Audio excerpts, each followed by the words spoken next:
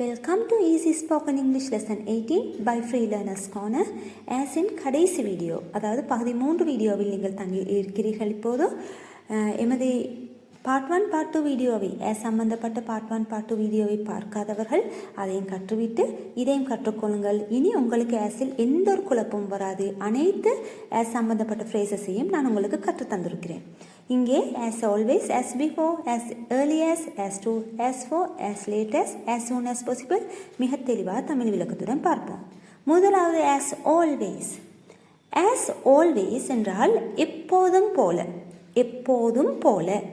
இதை எப்படி எழுத வேண்டும் என்றால் முதலில் எழுவாய் சப்ஜெக்ட், அதன் பின்னர் verb பயனிலை, அதன் பின்னர் தான் object செயற்படு பொருள், அதன் பின்னர் as always பயன்படுத்த வேண்டும்.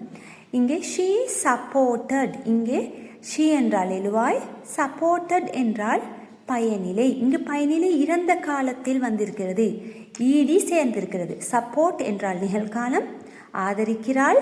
supported என்றால் இறந்த காலம், ஆதரித்தாள். she supported அவள் ஆதரித்தாள் me என்னை. she supported me அவள் என்னை ஆதரித்தாள். as always எப்போதும் போல அவள் என்னை எப்போதும் போலவே ஆதரித்தாள். she supported me as always. he was late இதுவும் இறந்த காலம். ஏனென்றால் was என்றால் இறந்த காலத்துக்குரியது. was were இறந்த காலத்துக்குரிய auxiliary verbs. இதை நாங்கள் கிராமர் செக்ஷனில் டீப்பாக பார்ப்போம். is am is are நிகழ்காலத்துக்குரியது. ஆகவே இங்கே இறந்த காலத்துக்குரியது வந்திருக்கிறது. he was late அவர் தாமதமாக வந்தார். as always வழமை போல எப்போதும் போல அவர் எப்போதும் போல தாமதமாக வந்தார். he was late as always. she was kind to me இங்கேயும் இறந்த காலம்தான். அவள் இரக்கமாக இருந்தாள். she was kind to me அவள் என்னுடன் இரக்கமாக இருந்தாள். இது இங்கே she is kind to me என்று வந்தால் அது நிகழ்காலத்துக்குரியது. ஆகவே அவள் இரக்கமாக என்னுடன் இருக்கிறாள் என்று வரும். ஆனால் இங்கே was இருப்பதனால் அவள் என்னுடன் அன்பாக இருந்தாள் என்று வருகிறது. as always எப்போதும் போல, எப்போதும் போல அவள் எனக்கு அன்பாக இருந்தாள். she was kind to me as always. he helped அவன் உதவி செய்தான். his friends அவனது நண்பர்களுக்கு as always எப்போதும் போல நண்பர்களுக்கு உதவினார். he helped இங்கே he helps என்று வந்தால் அவர் உதவி செய்கிறார். ஆனால் இறந்த காலத்தில் helped என்று வந்திருக்கிறது. he helped his friends as always அவர் எப்போதும் போல நண்பர்களுக்கு உதவினார். எழுவாய், அதன் பின்னர் verb வினைச்சொல், அதன் பின்னர் செயற்படு பொருள், அதன் பின்னர் as always. அடுத்தது as before. as before என்றால் முன்பை போல. அதற்கு எழுவாய், அதன் பின்னர் பயனிலை, அதன் பின்னர் செயற்படு பொருள், அதன் பின்னர் as before முன்பை போலவே தான். we continued நாங்கள் தொடர்ந்தோம். the project திட்டத்தை நாங்கள் திட்டத்தை தொடர்ந்தோம். as before முன்பை போலவே நாங்கள் திட்டத்தை தொடர்ந்தோம். everything எல்லாம் is going on நடைபெறுகின்றது. as before முன்பை போலவே, எல்லாம் முன்பை போலவே நடக்கிறது. everything is going on as before. as before என்றால் என்னது? முன்பை போலவே. கிராம வாழ்க்கை life in the village goes நடந்து கொண்டிருக்கிறது. goes on as before முன்பை போலவே. கிராம வாழ்க்கை முன்பை போலவே நடந்து கொண்டிருக்கிறது. life in the village goes on as before. ஆகவே as beforeவை கடைசியில் போட வேண்டும். as always போல. we met நாங்கள் சந்தித்தோம். we meet என்றால் நாங்கள் சந்திக்கிறோம், அது நிகழ்காலம். இங்கே met என்று வந்திருக்கிறது. நாங்கள் சந்தித்தோம். at the same place அதே இடத்தில், வலிமையாக சந்திக்கும் அதே இடத்தில். as before நாங்கள் முன்பை போலவே அதே இடத்தில் சந்தித்தோம். as early as என்றால் மிகவும் சீக்கிரமாக, கூட, நேரத்தோடு, நேரத்திற்கு முன்பாகவே என்று கருத்து வரும். இங்கே எழுவாய் சப்ஜெக்ட் முதலிலும், அதன் பின்னர் verb பயனிலை இரண்டாவதும், அதன் பின்னர் as early as அதன் பின்னர் அந்த நேரம் அல்லது இடத்தை குறிப்பிட வேண்டும். she reached அவள் வந்திருக்கிறாள், அதாவது வந்துவிட்டாள். she reached என்றால் வந்துவிட்டாள். she reaches என்றால் வருகிறாள் நிகழ்காலத்தில். ஆனால் ஈடு இருப்பதனால் அவள் வந்துவிட்டாள் ஸ்கூல் பாடசாலைக்கு. as early as 6 am அவள் காலை 6 மணிக்கே பாடசாலைக்கு வந்துவிட்டாள். அதாவது அவள் நேரத்தோடு மிகவும் சீக்கிரமாக வந்துவிட்டாள். we started நாங்கள் தொடங்கினோம். we start என்றால் நாங்கள் தொடங்குகிறோம். இங்கு இறந்த காலம் என்பதால் we started நாங்கள் தொடங்கினோம். our journey எங்கள் பயணத்தை as early as dawn என்றால் விடியற்காலையில். நாங்கள் விடியற்காலையிலேயே பயணம் தொடங்கினோம். we started our journey as early as dawn. tickets were sold டிக்கெட்டுகள் விற்கப்பட்டு விட்டன. sold என்றால் விற்கப்பட்டு விட்டன என்ற அர்த்தம் வரும். sell என்றால் விற்கப்படுகின்றன என்ற அர்த்தம். sold out as early as Monday டிக்கெட்டுகள் திங்கட்கிழமையிலேயே விற்கப்பட்டு விட்டன. tickets were sold out as early as Monday. அடுத்தது you should arrive. should என்றால் வேண்டும். you should arrive நீ வந்திருக்க வேண்டும். as early as 7 am நீங்கள் காலை 7 மணிக்கே வந்திருக்க வேண்டும். you can apply இங்கே can என்றால் முடியும். you can apply உங்களால் விண்ணப்பிக்க முடியும். apply என்றால் விண்ணப்பித்தல். you can apply உங்களால் விண்ணப்பிக்க முடியும். for the job அந்த வேலைக்கு as early as next week அந்த வேலைக்கான விண்ணப்பத்தை அடுத்த வாரமே அதாவது நேரத்தோடு விண்ணப்பிக்க முடியும். you can apply for the job as early as next week.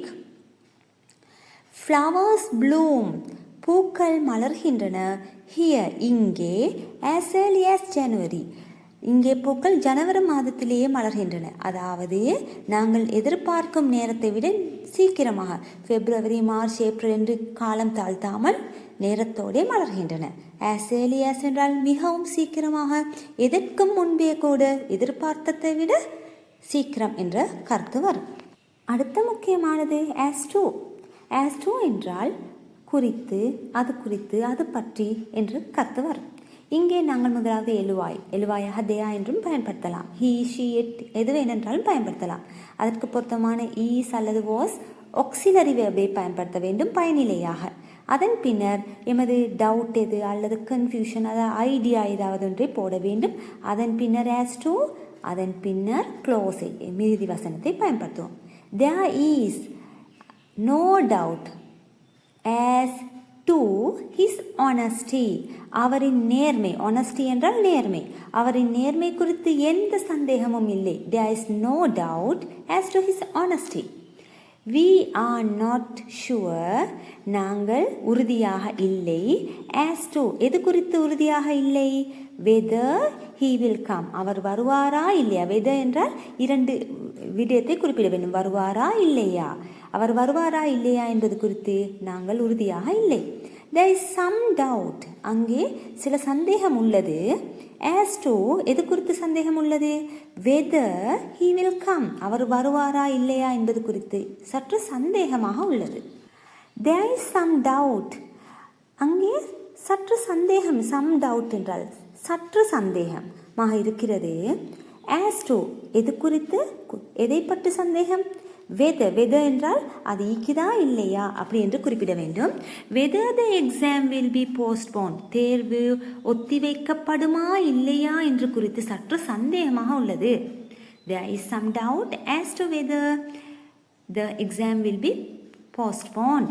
இங்கே there அதன் பின்னர் is அதன் பின்னர் some doubt அதாவது எங்கள் கருத்துக்கள் ஐடியாஸ் அதிலே போட வேண்டும். அதன் பின்னர் as to அதன் பின்னர் மிகுதி வசனம். அடுத்தது as for என்றால் பற்றி பேசுவதற்கு அல்லது வரும் போது என்று கருத்து வரும். இங்கே as forவை முன்னால் போட்டு அதன் பின்னர் noun அல்லது pronoun. noun என்றால் பெயர் சொல், pronoun என்றால் பதில் பெயர் சொல். இதை பற்றியெல்லாம் எனது கிராமர் லெசனில் நான் விளக்கமாக தருவேன்.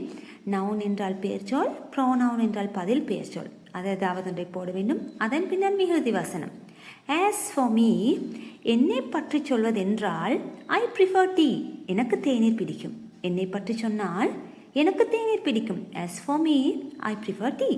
as for you உங்களுக்கு, as for உங்களை பற்றி, as for you your question உங்களது கேள்வியை பற்றி. as for you என்றால் உங்களை பற்றி, as for your question என்றால் உங்களது கேள்வியை பற்றி. I will answer later. நான் பிறகு பதிலளிக்கிறேன். உங்கள் கேள்வி குறித்து நான் பிறகு பதிலளிக்கிறேன். அடுத்தது as for your brother, உங்கள் சகோதரரை பற்றி சொன்னால் he is very talented, அவர் மிகவும் திறமைசாலி. யாராவது அவரது சகோதரரை பற்றி என்னிடம் கேட்கிறார் என்று வைப்போமே, நான் ஒரு ஆசிரியராக இருந்தால் என்னிடம் கேட்கிறார், அப்போது எனக்கு இதை கூற முடியும். as for your brother, he is very talented. உங்கள் சகோதரரை பற்றி சொன்னால் அவர் மிகவும் திறமைசாலி. as for the plan, we will discuss it tomorrow. திட்டத்தை பற்றி சொன்னால் as for the plan என்றால் திட்டத்தை பற்றி சொன்னால், ஏனென்றால் பிளான் என்று சொல்வது திட்டம், அதை நாளை விவாதிப்போம். டிஸ்கஸ் என்றால் விவாதித்தல்.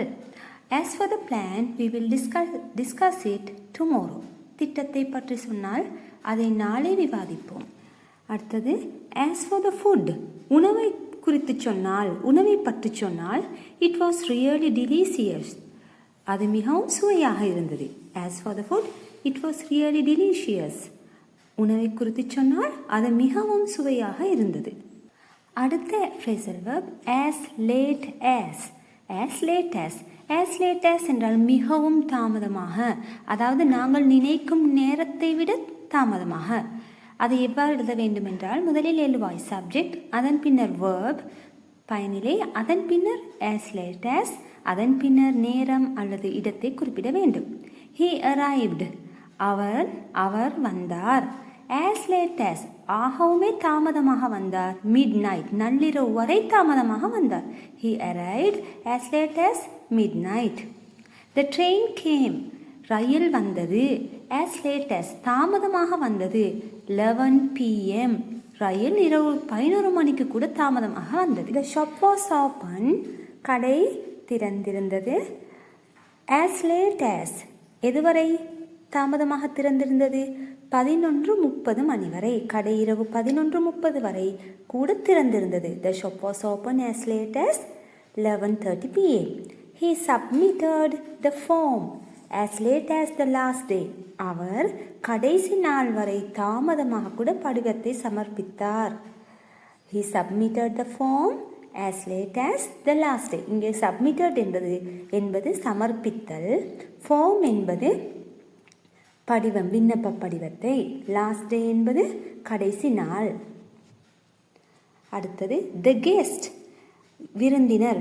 கெஸ்ட் என்றால் விருந்தினர். the guest stayed at the party, விருந்தினர்கள் தங்கியிருந்தார்கள். stayed என்றால் தங்கியிருந்தார்கள். at the party, விருந்தில். as late as 2 AM, விருந்தினர்கள் விருந்தில் இரவு 2 மணி வரை கூட தங்கியிருந்தார்கள்.